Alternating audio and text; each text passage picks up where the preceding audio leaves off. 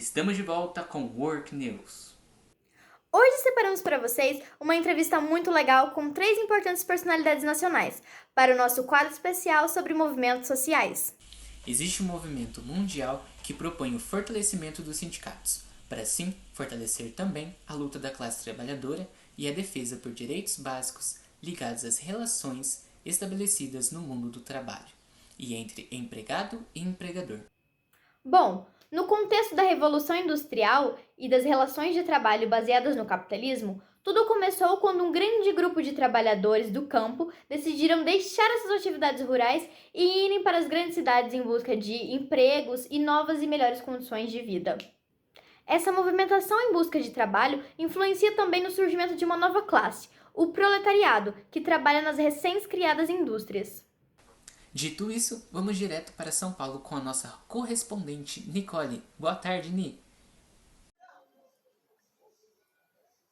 Boa tarde, Gustaviana. Boa tarde a todos os nossos telespectadores. Estou aqui com as 3 jovens mulheres que lideram, de certa forma, movimentos importantes para a nossa sociedade. Sejam bem-vindas. Gostaria de que vocês contassem um pouquinho pra gente, né, o surgimento desse problema a partir da criação do nosso proletariado. Boa tarde, desde já sou eu quem agradeço, é um prazer estar aqui. Bom, vamos pontuar algumas coisas para que nós possamos entender um pouco mais sobre como era naquela época.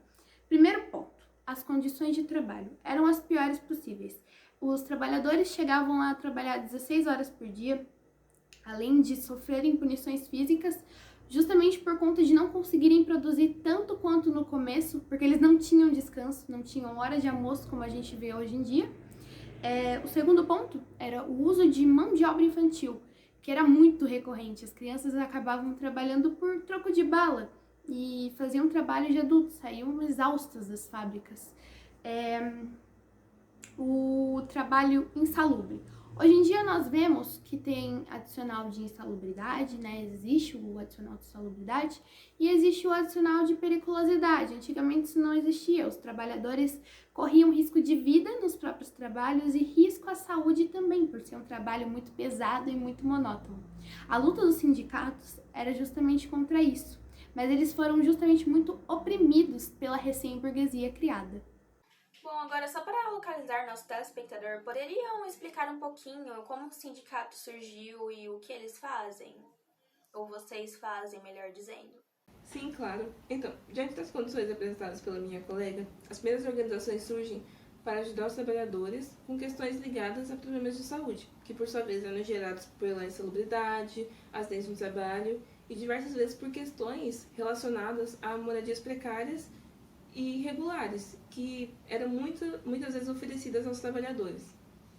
Ok, mas em relação às greves, o que elas representam? Elas são a principal ferramenta de luta adotada pelo sindicato, desde lá da sua criação, e serviram para mostrar aos patrões que sem o trabalho não há lucro e nem geração de receita para os empregadores. As greves foram frequentes em vários países e no decorrer dos séculos XIX e XX. No Brasil, as maiores greves aconteceram primeiramente entre as décadas de 1930 e 1950 e depois do fim da ditadura militar, surgindo daí o movimento que conhecemos hoje como movimento sindical. Entendi. Agora falando sobre as datas importantes sobre esta causa, o que vocês têm para nós?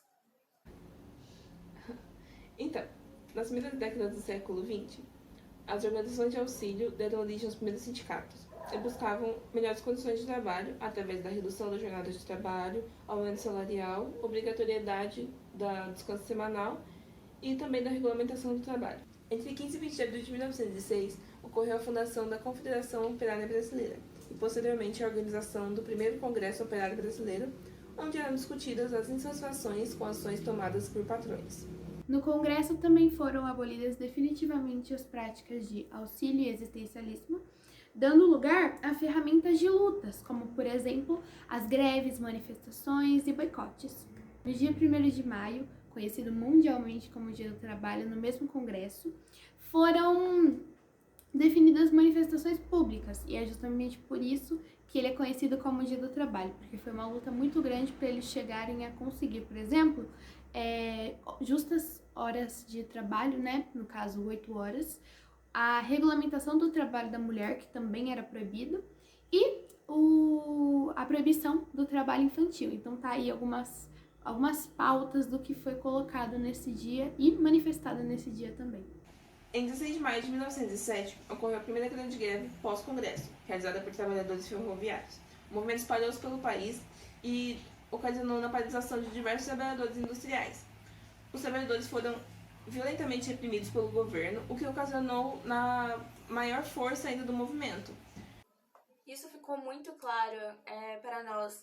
Mas se fosse para destacar algo, o que vocês destacariam?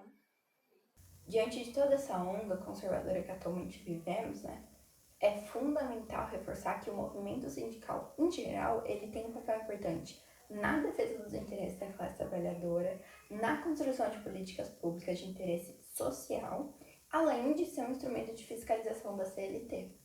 Perfeito! Só um adendo. Já que citou a CLT, poderiam explicar um pouquinho pra gente, um pouco mais? Com certeza.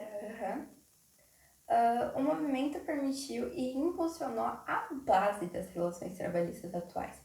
Foi graças a isso que, depois de várias paralisações e forte pressão dos sindicatos e trabalhadores, em 1943, Getúlio Vargas sancionou a consolidação das leis trabalhistas. Dentre os principais objetivos da CLT estavam o estabelecimento de regras para a jornada diária de trabalho, como, por exemplo, o pagamento de salário mínimo, indenização por acidentes e a proibição do trabalho de menores de idade. E mais recentemente, em 2017, foi aprovada a reforma trabalhista também, que modifica alguns itenzinhos da CLT. Obrigada, meninas, pela sua presença e por tudo que vocês fazem. Imagina! Imagina, eu que agradeço, foi um prazer. Agora é com vocês do estúdio. Realmente um trabalho admirável. Bom, nosso jornal Work News está acabando por aqui, mas para rever este e os jornais anteriores, acesse o nosso site www.worknews.com. Até amanhã! Obrigado pela audiência. Tchau!